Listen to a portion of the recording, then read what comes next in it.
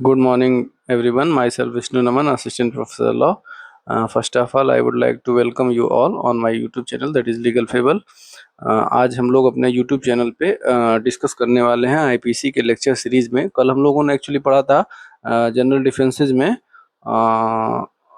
Section 87 से लेके section 90 IPC का और बीएनएस का सेक्शन 25 से लेके 28 तक। आज हम लोग पढ़ने वाले हैं सेक्शन 29 से मतलब 29 से लेके 33 तक जो है हमारे बीएनएस का, और अगर आईपीसी की बात करें तो सेक्शन 91 से लेके सेक्शन 95 तक। सेक्शन 95 जो है बात करता है ट्राइफल्स के बारे में। ट्राइफल्स मीन्स स्लाइट एक्ट्स। तो अभी हम लोग उसको डिस्कस करेंगे। सबसे पहले हम लोग डिस्कस करते हैं सेक्शन 91 ऑफ आईपीसी या सेक्शन 29 ऑफ भारतीय न्याय संहिता। इसका मार्जिनल नोट क्या करता है? Exclusion of acts which are offences independently of harm caused. मतलब उन एक्ट्स को एक्सक्लूज कर रहा है जो इंडिपेंडेंटली कोई हार्म क्रिएट कर रहे हैं। और ये कैसे समझ में है हमको आएगा, एक बार प्रोविजन पढ़िए। This exception in section 25, 26 and 27 do not extend to acts which are offenses independently of any harm which they may cause or be intended to cause or be known to be likely to cause to the person giving the consent on whose behalf the consent is given। मतलब जो अभी हम लोग कल 25, 26, 27 पढ़े थे, जो हमारा 87, 88 और 89 है, 89 है, इसमें हम लोगों ने क्या पढ़ा था कि हम कंसेंट से काम कर रहे हैं। जैसे सेक्शन 87 में हमने क्या पढ़ा कि एक्ट कंसेंट से हम लोग स्पोर्ट्स एक्टिविटीज कर रहे हैं, और फॉर द तो उसमें क्या होगा, कोई एक्सीडेंट होगा तो उसके लिए लायबिलिटी नहीं होगी। सेक्शन 88 में पढ़ा हमने कि act intended to cause death done by consent in good faith for person's benefit. हाँ, सेक्शन 89 में क्या पढ़ा? In good faith for the child's benefit.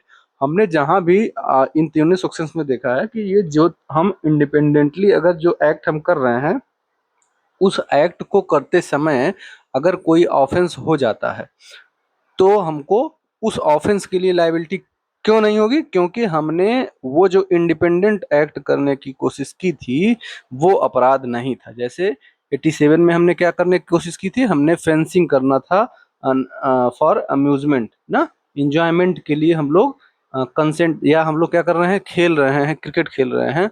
तो ये जो है 87 में हमने देखा था कि ऐसे चीजों में क्या होगा, कंसेंट, चूंकि जो हमारा क्रिकेट खेलना है या अम्यूजमेंट के लिए, एंजॉयमेंट के लिए जो हमारी फाइटिंग करने वाले हैं, हम लोग जो कुश्ती करने वाले हैं, वो इटसेल्फ अपने आप में इंडिपेंडेंटली क्राइम नहीं।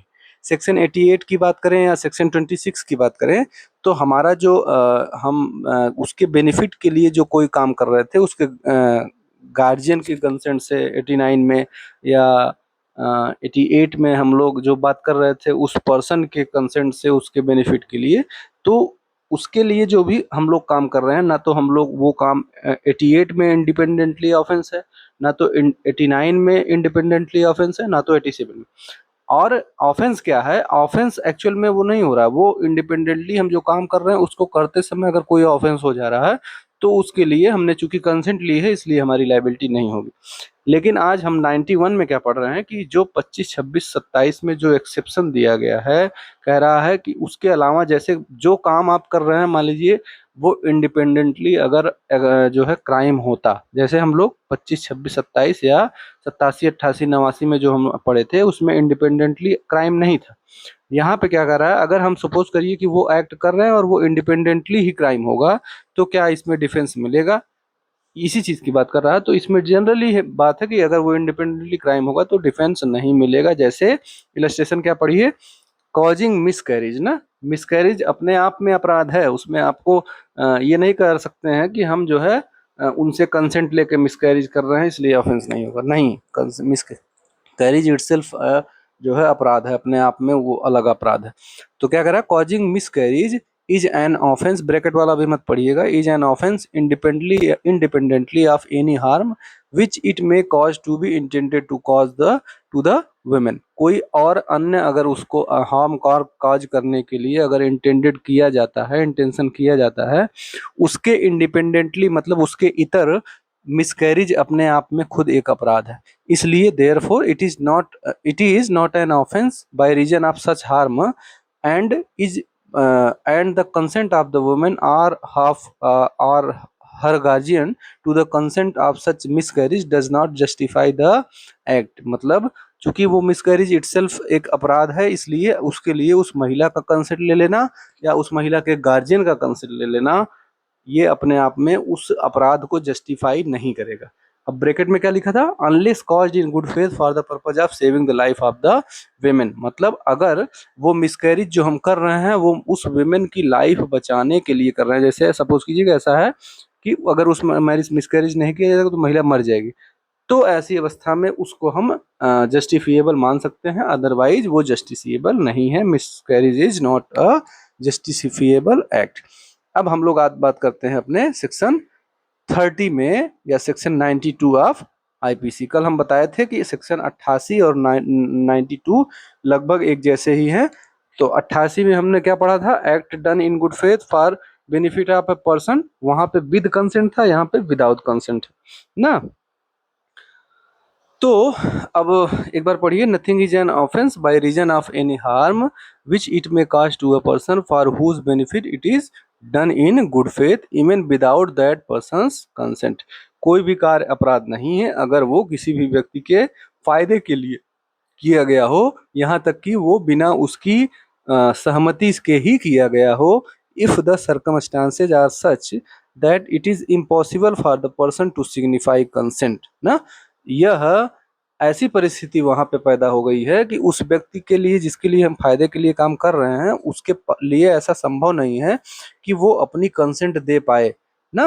एंड हैज नो गार्जियन और other person in lawful charge of him whom it is possible to obtain consent for the time being for the thing to be done with benefit। जैसे कि अभी आप मान लीजिए एक व्यक्ति है, बाइक से जा रहा है, एक्सीडेंट हो गया रोड पे और हमको उसका ऑपरेट करना है बिना उसके कंसेंट के। अगर हम उसका कंसेंट लेने की कोशिश करेंगे कि तुम बोलो भैया तभी हम तुम्हारा ऑपरेशन करेंगे, तो मर जाएगा वो ना, या हम उसके गार्जियन का वेट करेंगे तो भी मर जाएगा।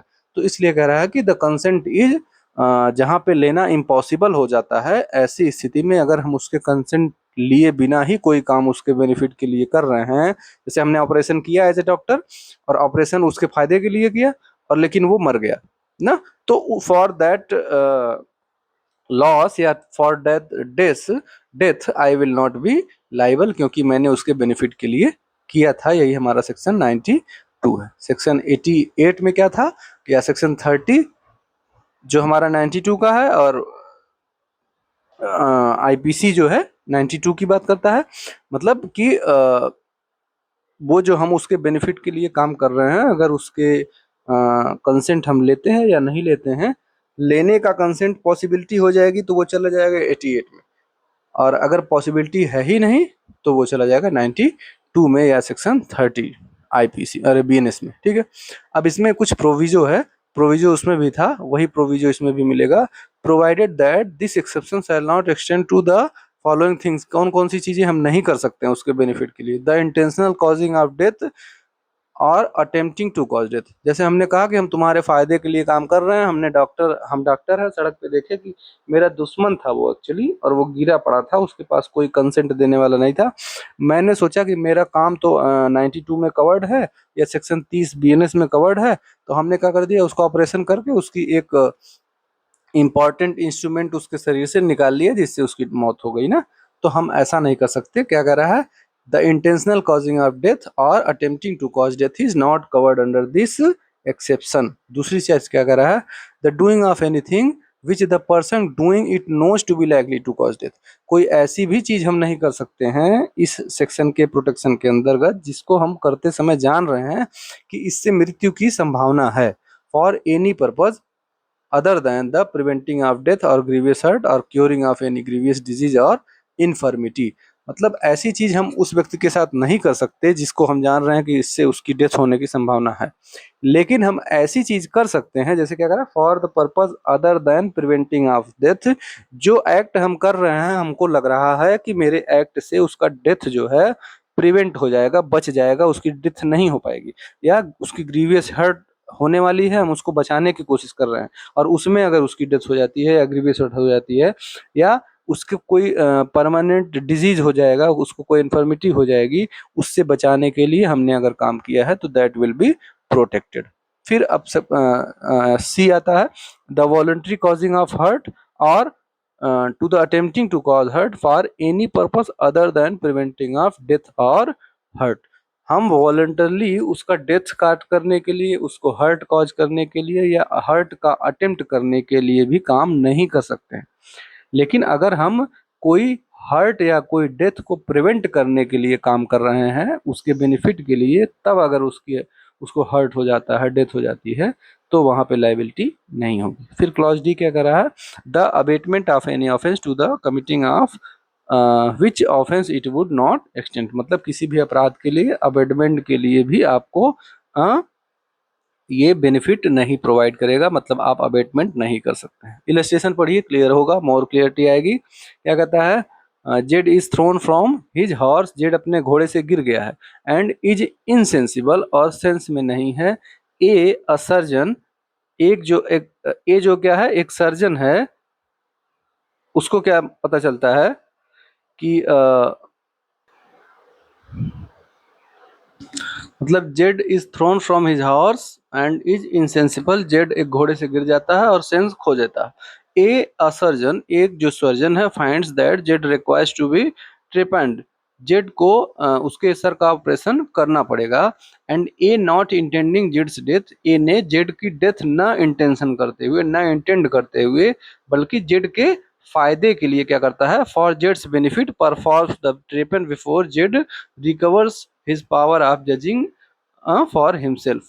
ए ने जेड, चूंकि जेड जब तक रिकवर करता है उससे पहले ही ए ने उसका ऑपरेशन कर दिया जिससे वो ठीक हो जाए, और ऐसी स्थिति में अगर ए ने ऐसा किया और उसमें अगर कोई लॉस होता है तो ए विल नॉट बी लाइबल, क्योंकि यहाँ पे कोई ए ने अपराध नहीं किया। फिर दूसरा इलस्ट्रेशन कहता है, Z is carried off by a tiger, और ये सारे इलस्ट्रेशन जो देख रहे हैं इसमें सब में देख रहे हैं आप, जो व्यक्ति काम कर रहा है उसने अगले व्यक्ति के, सामने वाले की फायदे के लिए, उसके बेनिफिट के लिए कोई भी काम किया है।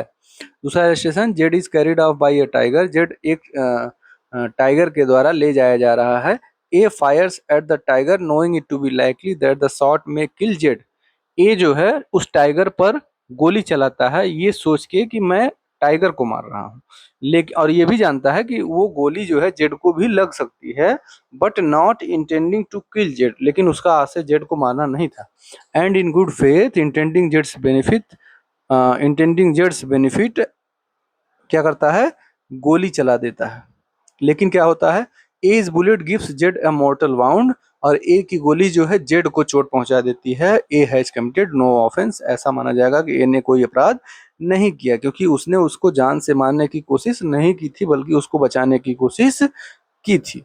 तीसरा illustration, A a surgeon sees a child suffer an accident which it is likely to prove fatal, A ने, एक जो सर्जन है उसने देखा कि एक बच्चे का एक्सीडेंट हो गया है जो खतरनाक हो सकता है, जानलेवा हो सकता है, unless an operation be immediately performed, अगर तुरंत एक ऑपरेशन नहीं किया जाएगा तो उसकी जान जा सकती है। There is no time to apply to the child's guardian, बच्चे के गार्जियन के पास बात करने, उससे पहुंचने, उस तक पहुंचने का समय नहीं है।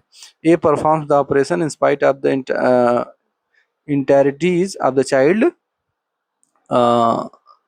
Intending in good faith the child's benefit, A has committed no offence, A ने क्या कर दिया, उस बच्चे का ऑपरेशन कर दिया और वो गुड फेथ में किया कि बच्चा ठीक हो जाए, और ऐसी स्थिति में अगर ए बच्चे को कुछ नुकसान होता है तो A as a doctor will not be liable, क्योंकि उसने उसके बेनिफिट के लिए काम किया है। फिर अगला हम पढ़ते हैं, A is in a house which is on fire, एक घर में ए है, वहां पे आग लगी हुई है, विथ जेड, और जेड भी वहीं पे है जो बच्चा है। पीपल बिलो होल्ड आउट ए ब्लैंकेट, लोगों ने जो नीचे खड़े हुए हैं उन लोगों ने एक ब्लैंकेट पकड़ा हुआ है, और क्या करा कि इस बच्चे को आप लोग, ए से कहा उन लोगों ने कि आप इस बच्चे को इस पे फेंक दीजिएगा तो बच्चे की जान बच सकती है। A drops the child from the house top knowing it to be likely that the fall may kill the child, ए को पता था कि अगर हम ऊपर से बच्चे को चादर पर गिराएंगे तो ऐसा हो सकता है कि बच्चे की जान चली जाए, but not intending to kill the child, and intending in good faith the child's benefit, बच्चे की जान बचाने के लिए ए ने क्या किया, उस बच्चे को गिरा दिया उस चादर पर। And here even if the child is killed by the fall, यहाँ तक कि बच्चे की मौत भी हो जाएगी तो ए को लाइबिलिटी नहीं होगी, ए की लाइबिलिटी नहीं होगी, क्योंकि उसने बेनिफिट के लिए काम किया है। एक्सप्लेनेशन यहाँ पे एक चीज दिया गया है, mayor pecuniary benefit is not benefit with in the meaning of section 26 and 27 and in and this section, मतलब 26-27 और इस सेक्शन में पेक्यूनरी बेनिफिट को बेनिफिट नहीं कंसीडर किया जाएगा, क्योंकि अभी आप लोग देख रहे होंगे कि हम लोग सारे हर जगह पे benefit of the person, benefit of the person पढ़ रहे हैं। तो यहाँ पे बेनिफिट का मतलब स्पेशली बता दिया है कि आर्थिक फायदे की बात नहीं होगी ना, ऐसा नहीं कि हम उसको 1,000 रुपये देने के लिए, जहाँ पे जान बचाने की मामला होगा वहीं पे ये सारी चीजें आएंगी, आर्थिक फायदा इसमें कवर्ड नहीं होगा। ठीक है, अब हम लोग आते हैं सेक्शन 93 या सेक्शन 31 ऑफ बीएनएस। 93 एक्चुअल में बात करता है communication mid may need good faith.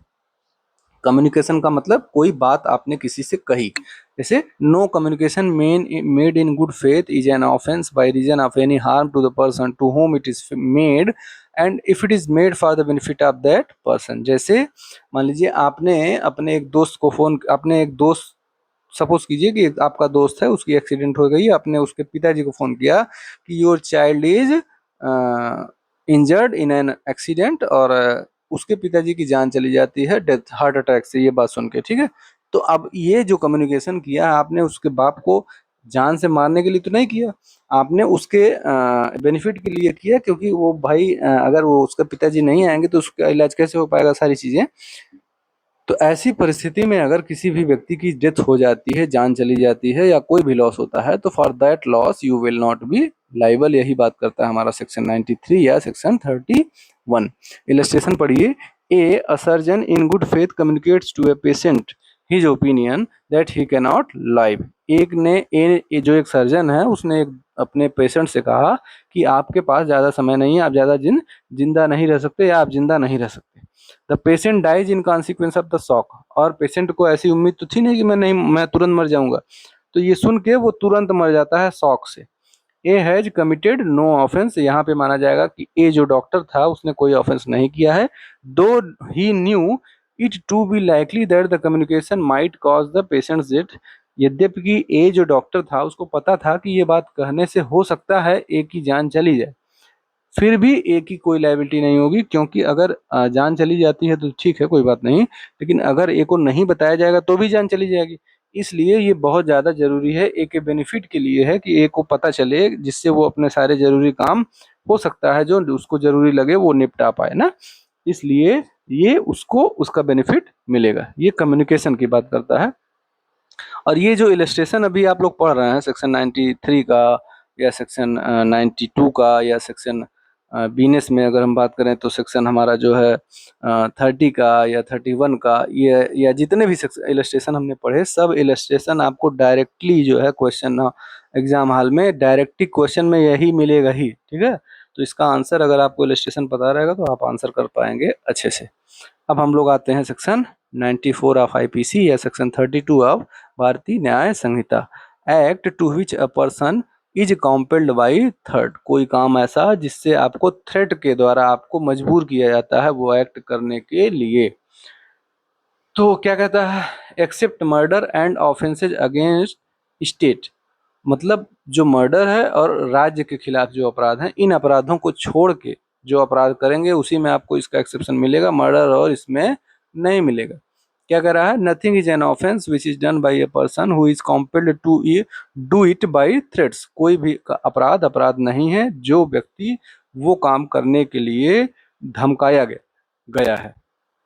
और क्या कर रहा है, which at the time of doing it reasonably cause the apprehension that instant death to the person will otherwise be the consequence, कि आपको ऐसे धमकाया गया कि आपको लग रहा है कि अगर आपने ये काम नहीं किया तो आपकी इंस्टेंट डेथ कॉज की जा सकती है सामने वाले व्यक्ति के द्वारा, मतलब आपको नहीं अगर आपने किया तो आपकी जान ले ली जाएगी, ऐसा आपको लग रहा है। Provided that the person doing the act did not of his own accord or from a reasonable apprehension of harm to the himself sort of instant death place himself in situation by which he became subject to such constraint। मतलब provided का मतलब ये एक exception समझ लीजिए, एक शर्त लग गई, क्या लग गई कि that the person doing the act did not of his own accord, मतलब जिस व्यक्ति के ऊपर वो खतरा आया है कि उसकी जान चली जाएगी अगर वो अपराध नहीं करेगा, उसने वो खुद खतरा अपने ऊपर मोल लिया है ना। From a reasonable apprehension to harm himself sort of instanted place himself in a situation by which he became subject to such constraint। वो जो दुख खतरा उसके ऊपर आया है उसको खुद उसने अपने ऊपर लिया है कि अगर वो ऐसा नहीं करेगा तो उसके ऊपर लायबिलिटी होगी, तो ऐसे जगह पे उसको एक्सेप्शन का बचाव नहीं मिलेगा। जैसे इसको कैसे समझ में आएगा, एक्सप्लेनेशन पढ़िए। A person who of his own accord by reason of threat of being beaten, एक एक व्यक्ति है जो अपने आप से क्या करता है, इस डर से कि उसको पीटा जाएगा, ज्वाइन से गैंग्स ऑफ डकैत, डकैतों के एक समुदाय में शामिल हो जाता है। नोइंग दियर कैरेक्टर, उसको पता है कि डकैतों का क्या काम है। And is not entitle to benefit of this exception, तो ये चूंकि अपने आप से उस ग्रुप में शामिल हुआ था इसलिए ए को इसका बचाव नहीं मिलेगा। ये जो आपको लिखा हुआ है reason of threat being beaten, केवल पीटे जाने का भय पर्याप्त नहीं है, भय होना चाहिए ऐसा कि आपकी मृत्यु हो जाएगी, ठीक है। और दूसरी चीज, आपको खुद से उसमें शामिल नहीं होना है। क्या कह रहा है, not entitle to benefit of this exception on the ground of his having been compelled by his associates to do anything that is an offence by law. मतलब आपने खुद डकैतों का समुदाय ज्वाइन किया और आपने उसके बाद जब आपने ज्वाइन कर लिया तो डकैतों ने आपको फोर्सफुली कहा कि इसको गोली मारो नहीं तुमको गोली मार देंगे, तो ऐसे में आपको बचाव नहीं मिलेगा क्योंकि आपने वो जो ग्रुप ज्वाइन किया था खुद स्वेच्छा से ज्वाइन किया था। इसके बाद एक्सप्लेनेशन 2 पढ़ते हैं। a person seized by a gang of dacoits, एक व्यक्ति जो है उसको डकैतों के समूह के द्वारा सीज कर लिया गया, पकड़ लिया गया है। और फोर्सफुली क्या कहा जा रहा है, by threat of instant death, instant death हो जाएगी अगर तुम मेरी बात नहीं मानोगे। To do a thing which is an offence by law, ऐसा काम करने के लिए उसको फोर्स किया जा रहा है जो लॉ में ऑफेंस क्रिएट किया गया है। For example smith compel to take his tools, एक लोहार को फोर्सफुल किया गया कि तुम अपने फोर्स किया गया कि तुम अपने टूल्स को लो, अपने औजारों को लो। And force the door of a house for the dacoits to enter and plunder it, और कहा गया कि तुम इस दरवाजे को तोड़ो। एंड इज इंटाइट, और क्या हुआ, and is entitle to the benefit of this exception. अगर किसी लोहार को पकड़ के जबरदस्ती उससे कहा जाता है डकैतों के एक समूह से कि तुम इस घर के दरवाजे को तोड़ो, और लोहार उस घर के दरवाजे को डर के मारे तोड़ देता है, तो ऐसी स्थिति में लोहार की कोई लायबिलिटी नहीं होगी, because neither he joined the group by his instant own accord and nor he actually work that act, क्योंकि उसने अपनी इच्छा से नहीं किया था और वो इंस्टेंट डेथ उसमें शामिल था इसीलिए उसने किया, तो इसलिए उसको लायबिलिटी नहीं, उसकी लायबिलिटी होगी, इसलिए उसको हम लोग लायबल नहीं मानेंगे। इसके बाद हमारा सेक्शन 95 या सेक्शन 33 बात करता है एक्ट काजिंग स्लाइट हार्म, जिसको हमने स्टार्टिंग में बताया था, इसको ट्राइफल्स बोलते हैं। Trifles means a slight harm caused, slight harm cause मतलब इतना छोटा एक्ट जिसको आप कह सकते हैं कंसीडर ही नहीं करना चाहेंगे। जैसे आप एक लैटिन मैक्सिम है ना कि law does not takes of slight harms, nothing is an offence which by reason that it causes or that it is intended to cause or that it is known to be likely to cause any harm if that harm is so slight, इतना छोटा है that no person of ordinary sense and temper would complain of such harm। मतलब कोई भी अपराध अपराध नहीं है अगर वो इतना छोटा काम करता है, इतना छोटी नुकसान पहुंचाता है जो किसी भी सामान्य बुद्धि के आदमी से उम्मीद नहीं की जाती है कि वो उसके लिए कंप्लेन करे, उसके लिए शिकायत करे। जैसे जैसे हम लोग कह सकते हैं, जैसे आप अपनी क्लास में हैं, आपके एक दोस्त ने आपकी माचिस चुरा ली, या आपने एक आपके एक दोस्त ने आपकी एक आपके जेब में से 1 रुपए वाली टॉफ़ी आपकी खाली ना। तो मतलब वो इतना छोटा नुकसान है। या जैसे आपका 3 रुपए वाला पेन जो है, जो हम लोग use and throw pen use करते हैं, उस पेन को आपने रखा था और उस पेन को उसने अपने पास यूज़ कर लिया, आप जो है बिना बताए जो है, तो आप उसको जैसे चोरी के लिए लायबल नहीं ठहरा सकते हैं। यही कहता है सेक्शन 95। ऐसा किस लिए कहा गया? क्योंकि आप छोटी-छोटी बातों के लिए कोर्ट पहुंच जाएंगे, न्यायालय पहुंच जाएंगे। पहली बात तो आप खुद नहीं जाएंगे, और दूसरी बात अगर आप जाएंगे तो आप पब्लिक अथॉरिटीज को बेवजह परेशान करेंगे, जज को परेशान करेंगे। 1 रुपए के माचिस के लिए सोचिए, एक पुलिस ऑफिसर इन्वेस्टिगेशन करेगा, कोर्ट उसमें जजमेंट देगा, तो ये सारी समस्याएं पैदा होंगी और हमारी जुडिशरी ऐसे ही ओवरबर्डनड है, इसलिए ये सेक्शन बनाया गया है। ठीक है। अब ये हो गया हमारा जनरल डिफेंसेज कंप्लीट। अब हम लोग सॉरी, अभी कंप्लीट नहीं हुआ है। अब हम लोग चूंकि प्राइवेट डिफेंस पढ़ने वाले हैं, 96 से जो है 106 तक जो बताया गया है, मतलब सेक्शन 34 से 44 तक जो है ये आपको देखने को मिलेगा।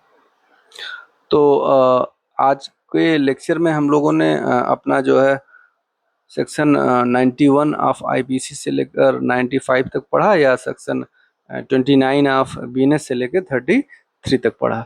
और आज के लेक्चर के लिए आप लोगों का पेशेंस बनाए रखने के लिए आप लोगों का धन्यवाद। और please like and subscribe my channel, share to those who are actually in need of such kind of legal content and legal awareness ना। तो क्योंकि ऐसे लेक्चर्स आपको जल्दी नहीं मिलते हैं, इसलिए मैं आप लोगों से रिक्वेस्ट करता हूँ कि इसको ज़्यादा से ज़्यादा लोगों तक पहुँचाइए। ठीक है। Thank you very much.